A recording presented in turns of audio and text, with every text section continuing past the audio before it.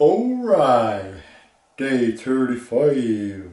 Today is 19th of March 2024. Let's get these out of the way. Simmer retention, 35 days. Intermittent fasting, 18 to 6, 35 days. Blessing the energy centers, 35 days. Bioenergetics instead of coffee, 32 days. No junk food at all, 35 days. Golden shower, 27 days. Yeah, buddy. Alright. Yesterday was much more sad video. I was feeling pretty down. Well, not pretty down, very down. It's always like that pretty much when I leave from the place where my kids are and where I used to be. And today, after doing my blessing of the energy centers meditation, I had a realization of something, that I'm giving too much power for this sorrow. Where, for example, when I'm going there, I'm giving too much power to the sorrow of this thing ending, rather than being glad that I actually have two beautiful children that I can spend time with. I'm focusing on the lack when I'm there, but when I'm not there, I'm not focusing too much on the fact that I'm not there. But anyways, what I should do is, that's an automatic negative thought, that I feel lack or sorrow over that situation. The situation is over. Me feeling sad or sorry about it won't change the fact, won't change it at all. It will actually make it much harder for me if I sorrow and feel sad. It's okay to feel sad, it's okay to be sad, it's okay to feel sadness, it's okay to cry, it's okay to do all of that.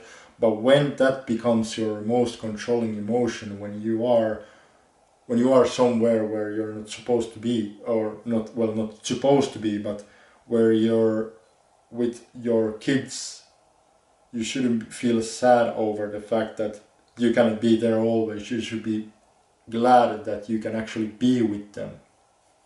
That's something that I should change instantly when I get automated negative thought that this thing ended, and it's bad, this is bad.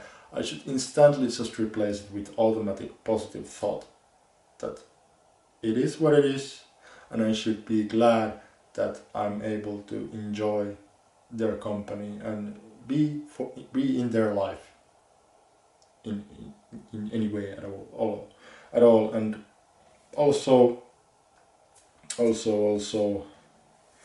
today, or well, last night, I slept good for the first time in a while. I've been sleeping pretty bad for a long time, for pretty much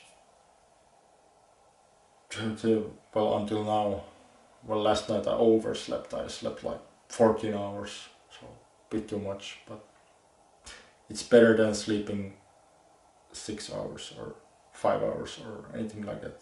And when I was playing video games, actually, before quitting them or taking a break now from them, I actually did like 4 hours of sleep or 5 hours of sleep, and that's way too less, not enough by a long shot. I should aim for at least 6 hours. And well, after filming this video I will head right to bed. It's 1 AM now in Finland. I'm pretty late at this, but that's because my day started pretty late. I woke up around 2, I did my morning things, and then I left to my new client, where I was actually supposed to go there this morning, but for some reason I didn't wake up to my alarm clock. So when I woke up, I sent her my client is a woman now, so I sent a message that I will be there around 4. Is it okay if I can come over there? And it was okay. That's the great thing about being an entrepreneur and working with clients. If I was working in a 9-to-5 job, let's say, to this day would have been called as miss or not being able to go to work, but I'm working there and the apartment is actually empty, so I can work really long or until really late. I went there around 4 and I left there around 12 midnight, so that makes about around 7 hours, which is pretty great considering I'm not saying any amounts, but I'm getting a nice payment from that.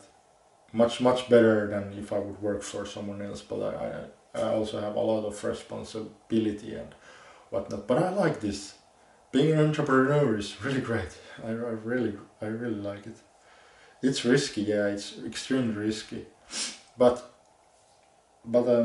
if you do your job well and people will speak good about your job, it will ensure that you have a job in the future.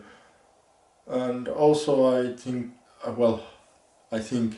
it seems to be that there's an opportunity to work for someone else as a contractor, so I'm looking forward to what happens from that. I have a vision that it will come to fruition, and that's the funny thing about your mind actually. If you can imagine, really imagine something happening, imagine it as it has already happened and feel the emotion connected with that, you could actually just manifest that into being. That's why I shouldn't just wallow in sadness and feel sad. I should focus on something, what I want, put the emotion behind it, and then go for it. Yeah.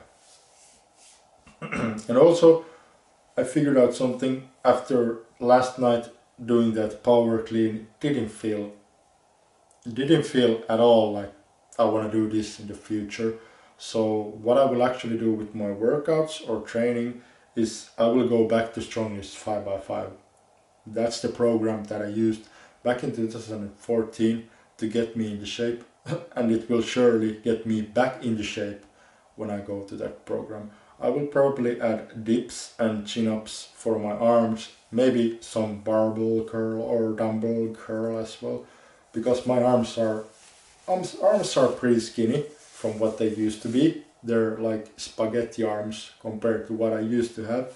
And well, it's the chin-ups and dips which actually add most like muscle mass to your arms instead of the barbell curl or anything like that. I will put my sleeves down because no.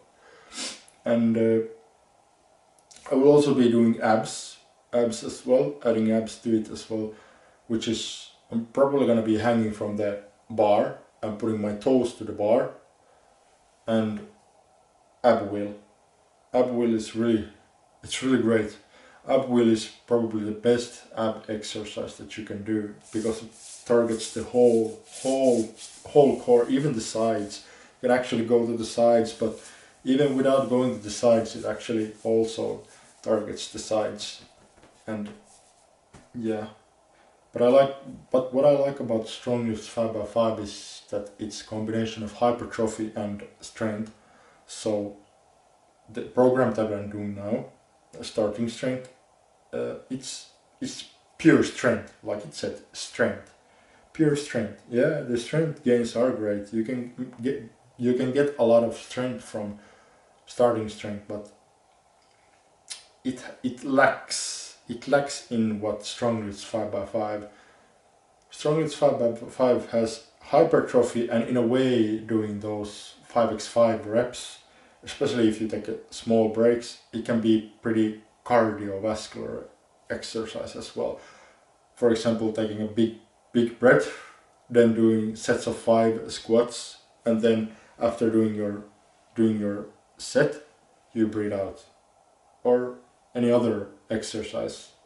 For example, overhead press. I used to do is take a lot of breath in, then just pump out 5 reps with squats, with deadlifts and such. And the weights will eventually go up, and But the thing is, if I would now go to strong lifts with this, well, at this moment as I'm filming, I have 107.5 kilos on my squat, which is not much. I've been to much higher weights, but what I will do is I probably will do 50% deload and focus on form and build it up from there. Uh, Strong lifts anyways goes up, at least squats goes up. If I go to make a deload to, let's say, 60 kilos, I will still make my squat be 90 kilos at the end of 1 month. That's pretty good increase.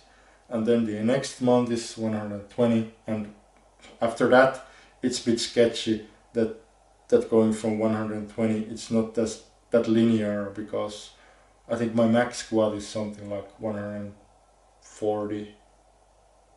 Yeah, 140 5x5, but that was in 2020 when I was in a good shape. I was in a so good shape.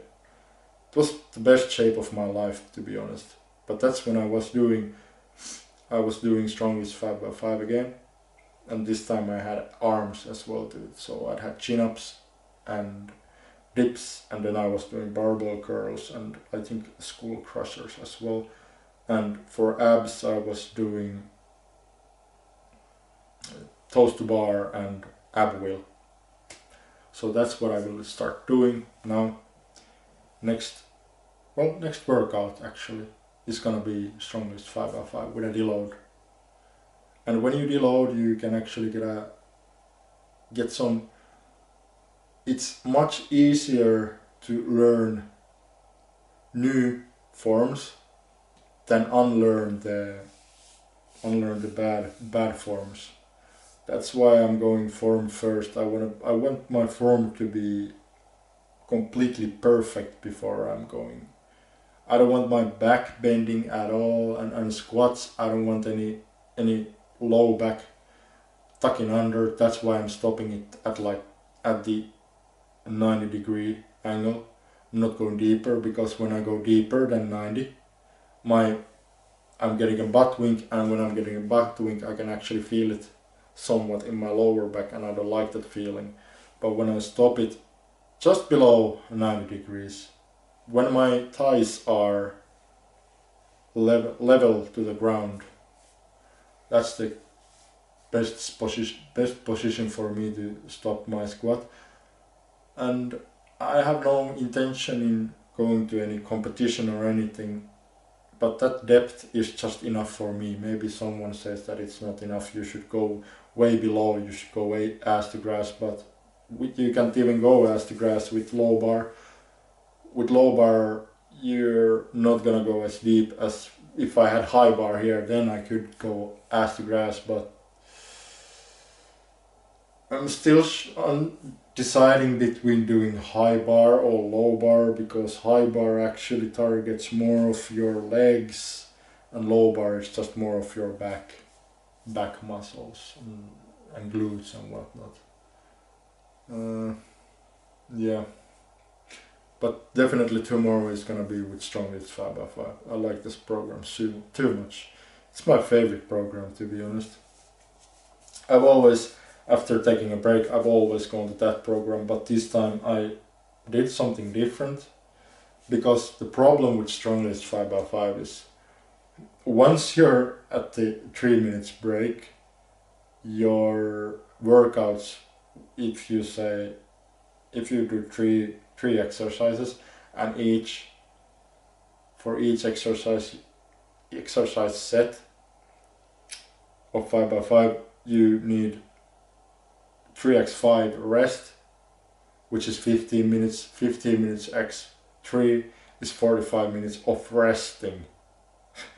And that's a lot of resting, a lot of sitting down, and so workouts will be probably around 1.5 hour or 1:45 depending. But now I don't have anyone to complain about how my workouts are lasting longer than it needs to be. Before, when I was actually doing long workouts, I could actually get some complaints about your workouts are taking too long, you're staying in the gym too long. Yeah, and shit like that.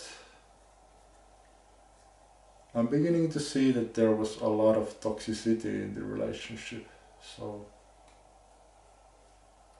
maybe this is for the best. Yeah. But yeah, I think that's the video. Thank you for watching. If you like this video, put up a like and comment whatever you feel like commenting, and subscribe because there's more coming like this, and click the bell icon so you can be notified when a new video drops. Okay, I think that's that. All the best. Stay strong. God bless and all glory to God. I will see you in the next video. Until then, see ya.